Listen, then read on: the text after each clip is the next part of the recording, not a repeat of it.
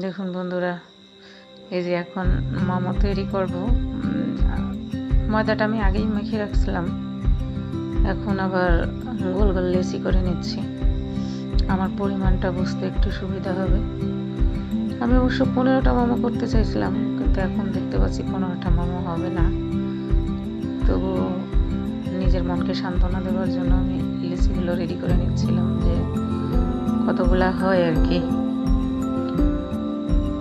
তো চিন্তা করতেছি যে আসলে 15টা টার্গেট ছিল, কিন্তু 15টা হবে না।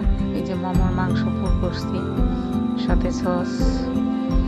এটা হচ্ছে মোমোর মাংস। আমি অবশ্য ওটা ব্লেন্ডারে না, হাতেই করছি। এরপরে যে রুটিগুলো ঢেলে রাখছি।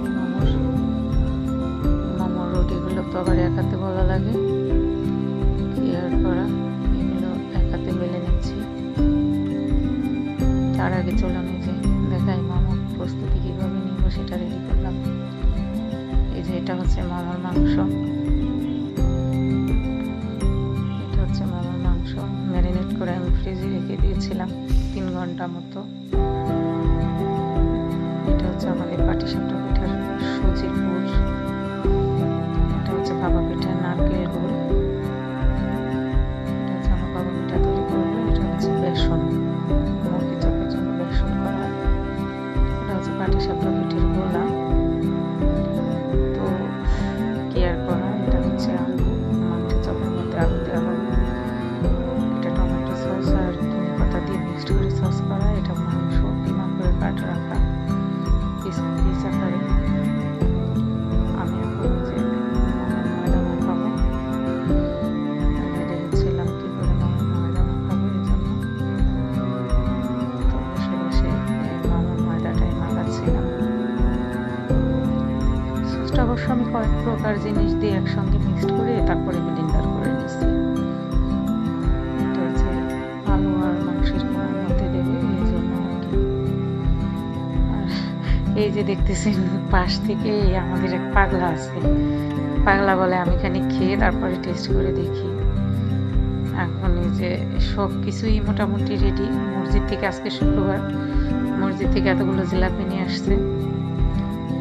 তো পাগলা আজকে মসজিদে গিয়েছিল, সেখান থেকে এগুলো নিয়ে আসছে। প্রতিবেশী একজনের মিলাদ ছিল, তারাও আবার বসাতে দিয়ে গেছে, এই জন্য জিলাপির পরিমাণটা একটু বেশি হয়ে গেছে। সবকিছু মিলেই মোটামুটি আমি রান্নাঘরে যাব, সেই প্রস্তুতি চলমান অবস্থায় আছে রান্নাঘরে যাওয়ার জন্য।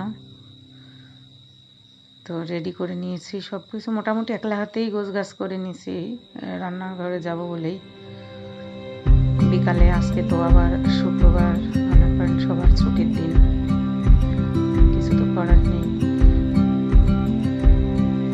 শুক্রবার মানেই রান্না বান্নার একটা বিশেষ আয়োজন। সব কিছু মিলিয়ে বিকালটাও ব্যস্ততায় কাটে। বিকালটায়